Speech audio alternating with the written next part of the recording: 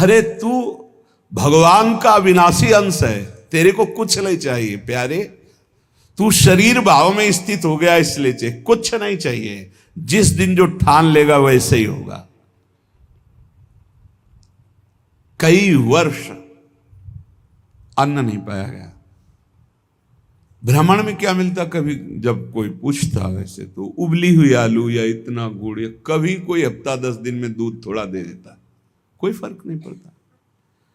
काफी समय तक भगवती भागीरथी के परम पावन दुग्ध का पान करके जैसा इस शरीर को बनाना चाहो 10 दिन केवल कष्ट लगता है। जैसे अन्न छोड़ो तो 10 दिन परेशानी, फलाहार छोड़ दो, केवल जल पे आ जाओ तो 10-15 दिन परेशानी। इसके बाद शरीर उसी में सेट हो जाएगा, वो उतने जल की खुराक में अपने जीवन को चलाने लगेगा। घबराते हो केवल कि ऐसा कैसे चल सकता है, सब सहन करने की कोशिश करो, सब सह लोगे। सच्ची मानिए, ये अच्छे अच्छे पदार्थ खाकर सुविधाजनक जीवन व्यतीत करके वो उच्च कोटि की अध्यात्म की ऊंचाई बहुत कठिन है, बहुत कठिन है। लालसा तो बहुत ऊंची करते हैं, लेकिन आचरण हमारे अगर ठीक नहीं है, हमारी वैसी लालसा के अनुसार साधना नहीं है, वैसे हम चल नहीं रहे, तो कैसे लालसा पूर्ण होगी? समझो पहले। देहूति जैसी पत्नी के लिए 10,000 वर्ष तक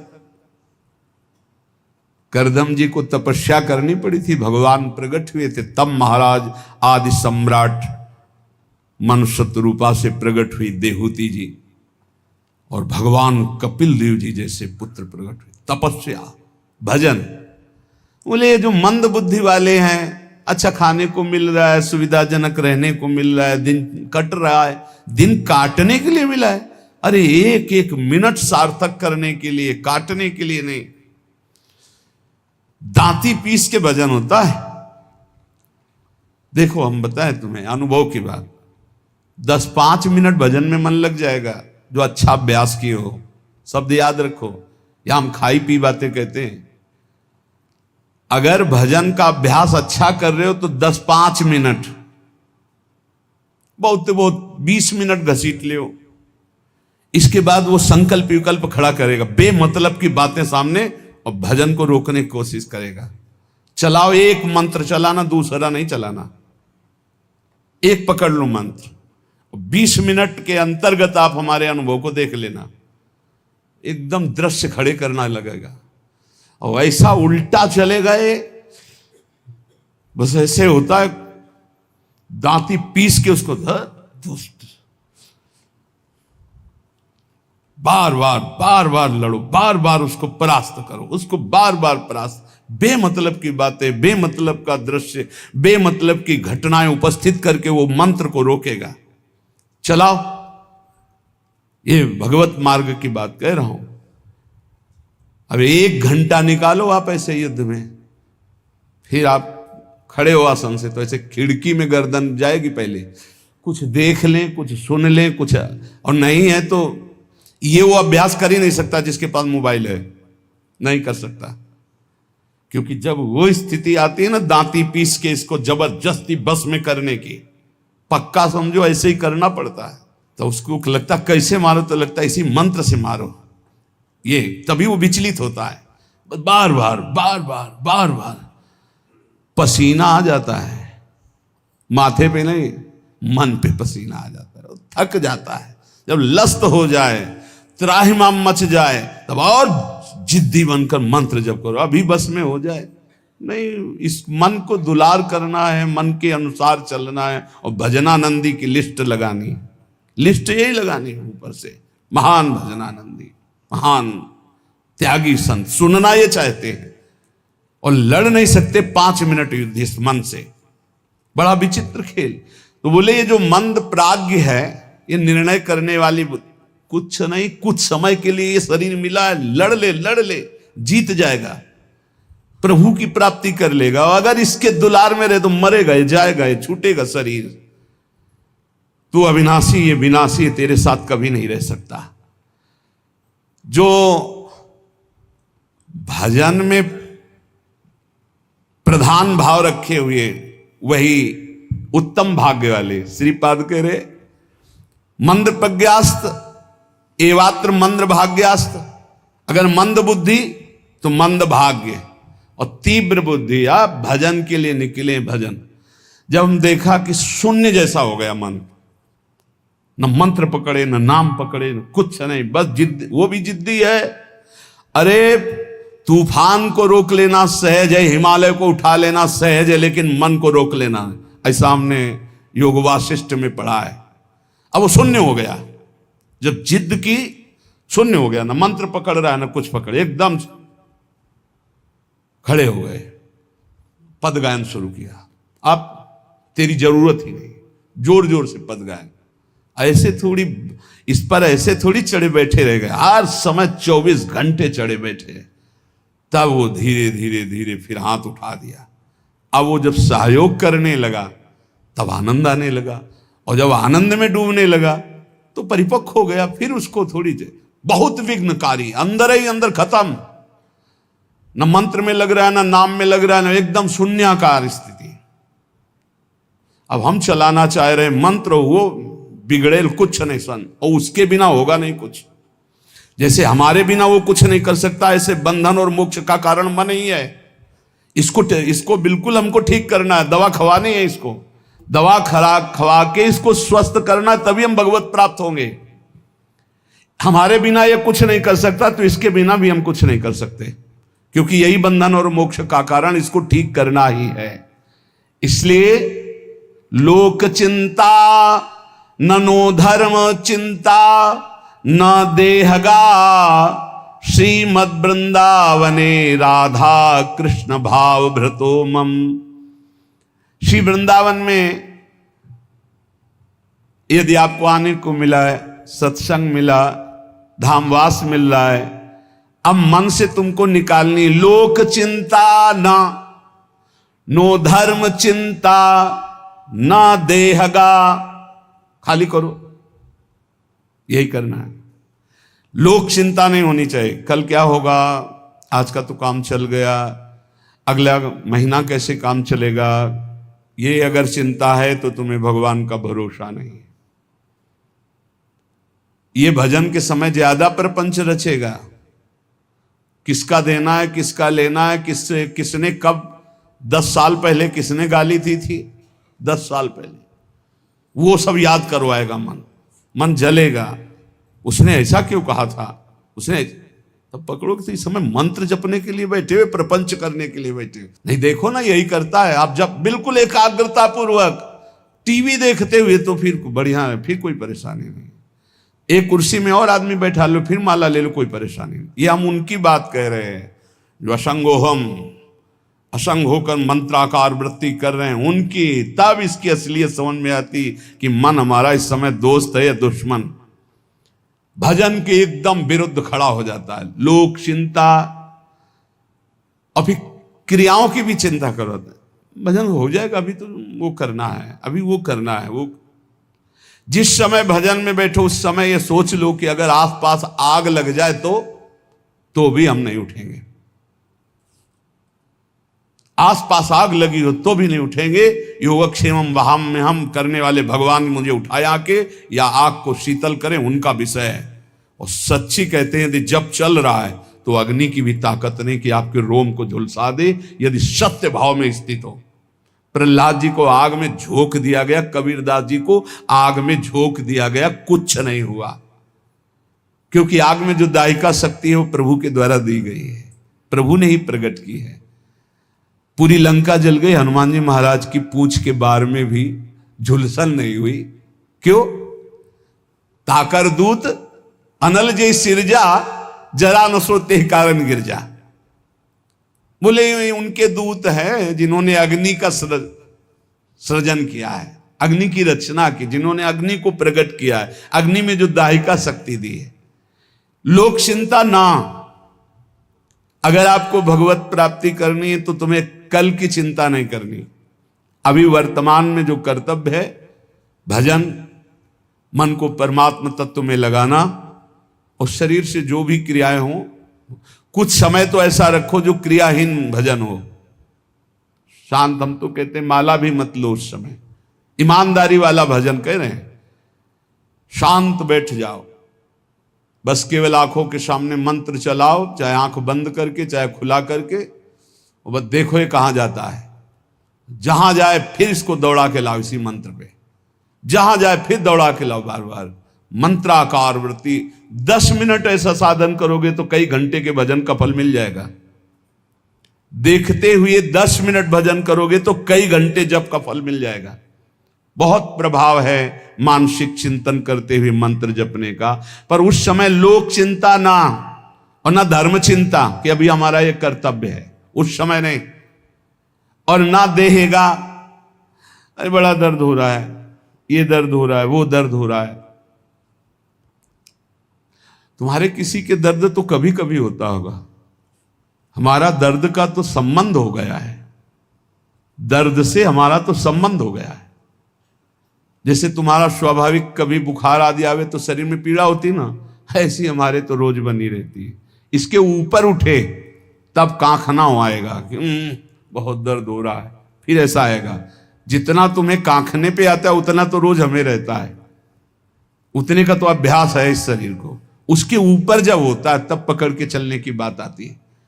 देहगा, और आप सच्ची मानो ऐसी स्थिति में भी गुरु कृपा से, गुरु प्रसाद से जो बैठने की, जो टहलने की, जो चिंतन की दिनचर्या, उस पर कोई फर्क नहीं। वैसे ही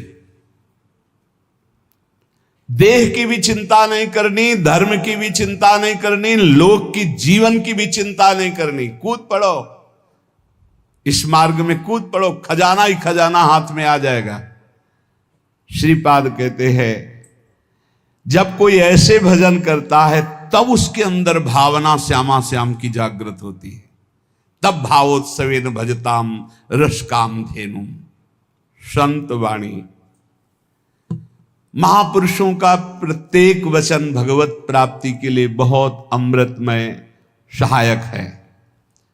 कह रहे हैं अंधी करोमि भुवनम बधरी करोमि धीरम सचेतनम चेतनताम नयामि कृत्यम न पश्यति नयेन हितं शृणोति धीमान धीतमति न प्रतिसंदधाति। जो व्यक्ति बात बात पे क्रोध करता रहता है वो अपने भजन को छीण कर देता है, उसका भजन फलदायी नहीं हो पाता। अंधी करोमि, वो अंधा हो जाता है और ऐसे बात बोल देता है, ऐसी क्रिया कर देता है, ऐसी चेष्टा करता है, ऐसा संकल्प बना लेता है, उसका भजन क्षीण हो जाता है। क्रोधी पुरुष का भजन क्षीण हो जाता है, वो भगवत प्राप्ति कराने में समर्थ नहीं होता।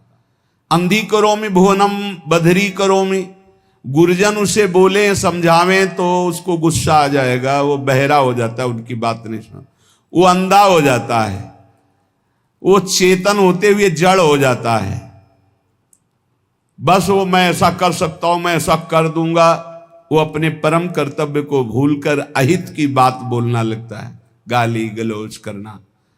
इसलिए बुद्धिमान पुरुष को चाहिए, जो भगवत प्राप्ति करना चाहता है, इस क्रोध रूपी शैतान से बचे। ये आ गया तो ना गुरुजनों की बात सुनेगा, ना देखेगा, ना समझेगा, जड़ जैसा हो जाएगा और बहुत गंदी गंदी बातें बोलने लगे, गाली गलौज, अपराध प्रवृत्ति, हिंसा आदि।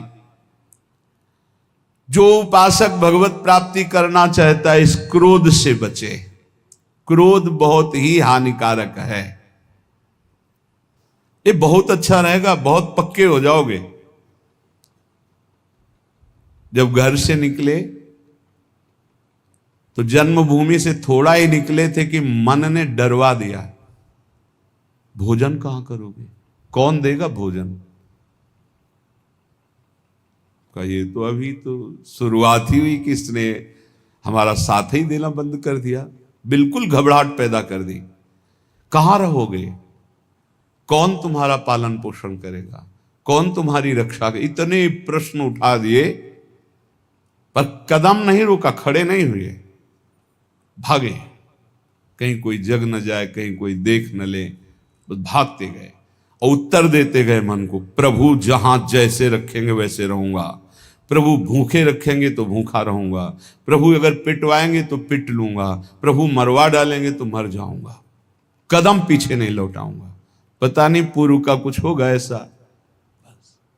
वही शब्द पूरे जीवन भर उत्तर देता रहा इस मन को। जब इसने पछाड़ मारने की कोशिश की ता उसको वही उत्तर नहीं, तो कदम आगे बढ़ते चले गए। महासहानि दुखानि सुखान्युन्मादकानि वा।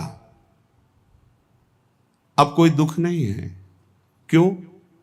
जैसे अपनी घर आ जाए और पता चले गाड़ी बिगड़ गई तो सुख होगा इस बात का कि गाड़ी को तो बिगड़ना ही था, पर घर आके बिगड़ी ये बहुत हुआ। अच्छा, अगर कहीं रास्ते में बिगड़ जाती तो गड़बड़ हो जाता, फिर पता नहीं अंधेरा हो जाता और हम अपने घर तक नहीं पहुंच पाते। लेकिन कृपा ये हुई कि जब घर दिखाई दिया कि आ गया तो गाड़ी बिगड़ गई तो कोई परेशानी नहीं हुई, अपनी अटैची उतारी, अपने घर आ गए। ऐसे महासुखानी, पक्का विश्वास करो, यदि आप पहले से तैयार रहोगे दुखों से लड़ने के लिए तो आप कभी प्रश्न नहीं करोगे कि हमारे साथ भगवान ऐसा क्यों कर रहे हैं। और अगर ये प्रश्न आ गया कि हमारे साथ प्रभु ऐसा क्यों कर रहे हैं, तो ना आप शरणागत हो और ना आप भगत हो। ये प्रश्न भक्त के हृदय में नहीं होते। बहुत बार सुन चुके हो, ये प्रश्न नहीं होते कि आपने दुख क्यों दिया। आज तक किसी भक्त के मुख से ऐसा नहीं निकला, आपने ऐसा क्यों किया, ये प्रश्न नहीं निकला। ये प्रश्न निकलता है जिसकी शरणागति पुष्ट नहीं होती, जिसका आत्मसमर्पण नहीं होता। तो हम पहले से महापुरुष जनों के वाक्यों से पुष्ट करते हैं, यदि आपको अभी शरीर स्वस्थ है तो खूब भजन कर लो, आगे दुख आने वाला है।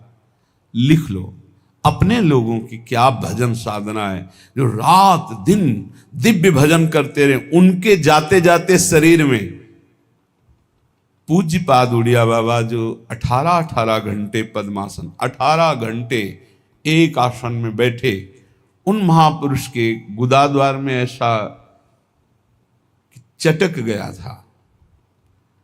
वो जो भी नाम हमें तो याद नहीं है, ये इन नामों में नहीं है जो अभी लिए जाते हैं, गुदा रोग से संबंधित जो बड़ा पीड़ा देने वाला रोग होता है, पर वो होता इन्हीं गुदाद्वार के अंतर्गत, बहुत पीड़ा। पर वो ऐसी स्थिति में भी पद्मासन में अपने आसन में बैठते थे, कोई औषधि प्रयोग नहीं। बोले इसका तो केवल ऑपरेशन होता है, बोले कोई जरूरत नहीं। कई महीने तक पीड़ा देता रहा, फिर गायब हो गया। क्यों? क्योंकि उतना ही प्रारब्ध है। वो जहां अपना कष्ट भुगवा दिया खत्म हो जाएगा, बिना औषधि के खत्म हो जाएगा। हिम्मत रखना। बड़े बड़े महापुरुषों के शरीरों में कष्ट आया है तो पहले से तैयारी कर लो। भला हम कष्ट की तैयारी क्यों कर लें? क्योंकि हमें सुख भोगना है। देखो, जन्मभूमि से 5-7 कोस गंगा जी, नंगे पैर ऐसे जाया जाता था गंगा स्नान करने। छोटे छोटे बच्चे थे, साथ जाते, नंगे पैर चलाया जाता, क्योंकि गंगा स्नान करने जाए, बड़ा भाव रहता है, पवित्र भाव, जाग साष्टांग दंड। तो ये गर्मी सहते हुए नंगे पैर जा रहे हैं, गंगा स्नान करके फिर नंगे पैर आ रहे हैं। क्यों? क्योंकि गंगा जी पाप हारणी है। पाप नष्ट होगा तो क्या होगा? बोले सुख मिलेगा। सुख की लालसा से इतना कष्ट सह, निर्जला एकादशी रह रहे हैं, एक बूंद पानी नहीं पी रहे, कष्ट सह रहे। ये कष्ट क्यों सह रहे हैं?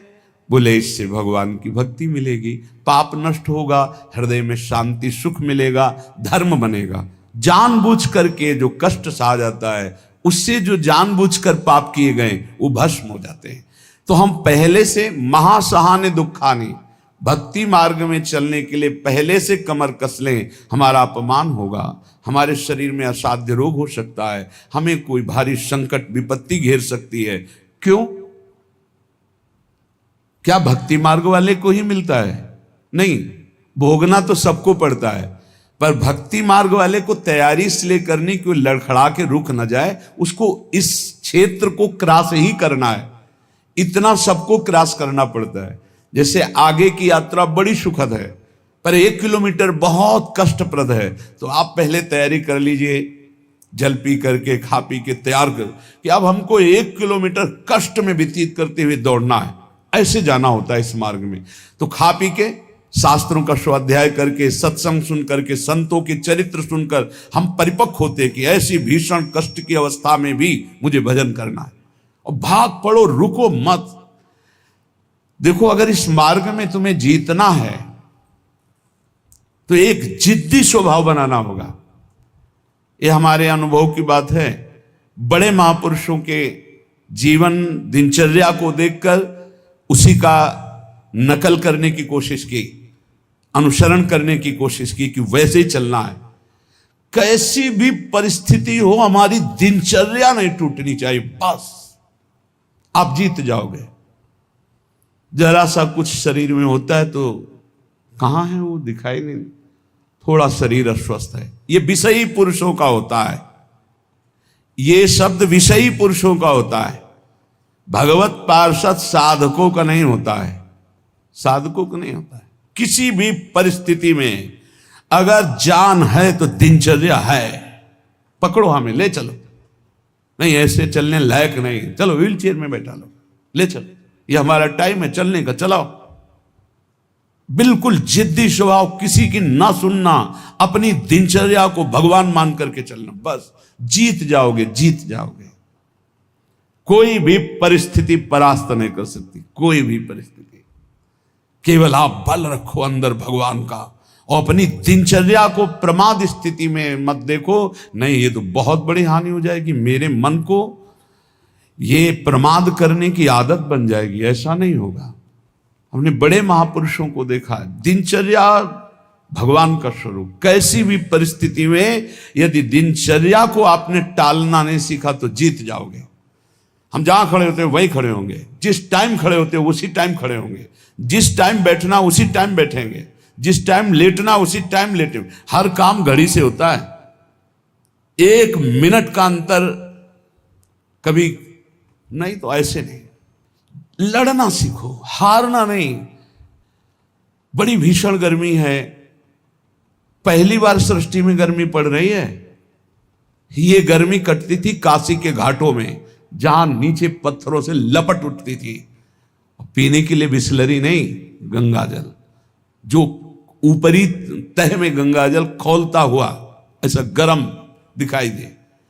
गंगा जल के 2 स्वरूप होते हैं, जैसे सर्दी में ऊपर एकदम ठंडा, नीचे इतना डुबकी लगाओ तो गर्म। अब गर्मी में है ऊपर गर्म, नीचे ठंडा। वो हम लोग वहां रहे तो पूरी प्रक्रियाएं सब पता है। दिन में पंडों की छतुरी और रात में ऐसे बस वही मार्किन जो पहने वही बिछा ले, आग, पसीना पसीना पसीना। ठीक 2 बजे वो दुप दुप वाली घड़ी छोटी, बस सूर्य दिनचर्या, जल लिए विश्वनाथ। अपने जीवन को ऐसा बना लो मजबूत, कोई भी रोग दोष दुख विपत्ति संकट प्रभु के चिंतन से ना हटा पावे। वो देखते हैं, प्रभु देखते हैं मेरे लिए कितना समर्पण है, मेरे लिए अब तो कष्ट है ऐसा। आप आराम से शयन करना सीखे अगर, तो आप साधक नहीं हैं। आज तक कभी चलो सोया जाए ऐसा दिमाग में रख के नहीं लेटा गया है। करवट लिए बैठो, मंत्राकार वृत्ति, सीधे लेटे मंत्राकार वृत्ति। अब जब आ गई नींद, आ गई, अपने समय से फिर उठ गए। हम सोने के लिए नहीं लेटते, हम लेटकर भी भजन करते हैं, भजन के लिए लेटते हैं। हम इसलिए बता रहे हैं कि इसको पकड़ो, यही तुम्हारी लड़ाई है। जब तुम खाली लेटोगे सोने के लिए तो काम वेदना और नाना प्रकार के विषय चिंतन उस समय हावी होंगे।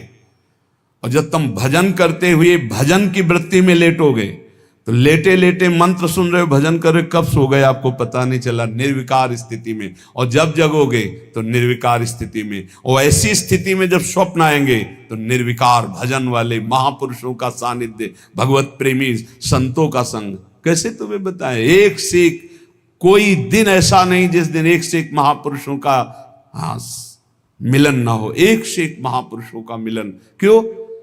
भगवान सब रूपों में है, उन्हीं की शरण में, उन्हीं का निरंतर चिंतन है, तो वो अपने भक्त का मनोरंजन करते हैं। भक्तों का मनोरंजन किससे होता है? भगवान से। भक्त जन मनोरंजन भगवान का नाम। तो कैसे मनोरंजन? जैसे आदमी थक जाता है तो बोले अभी लगाओ थोड़ी देर देखे, तो भक्त को विश्राम देने के लिए भगवान क्या करते? स्वप्न में अपनी दिव्य लीलाएं, कभी किसी भक्त का सानिध्य, कभी वो जगह परमानंद में डूब रहा है, आज तो हमें कबीरदास जी के दर्शन हुए, आज तो हमें महापुरुष के, आज राधा बाबा के एकदम आनंद मगन, आज तो प्रभु देखो कैसी ये लीला दिखाई, बड़े बड़े दिव्य भाव। कब? जब शयन करने के लिए शयन नहीं कर रहे, भजन करते हुए शयन कर रहे। जितना हमारा समय है लेटने का, बस उतना ही समय है, उसके अलावा नहीं। थक गए होगे आप, लेट जाओ। आसपास जैसे सेवा में जो रहते हैं, हाँ ठीक लेट जाएंगे, अभी 35 मिनट है लेटने वाले समय को, फिर खड़े हुए 4 कदम चल के आए, फिर बैठ गए, आप पूरा हो जाए, हाँ बिल्कुल समय हो गया। कांटे पे समय आया लेट गए, कांटे पे समय आया उठ गए।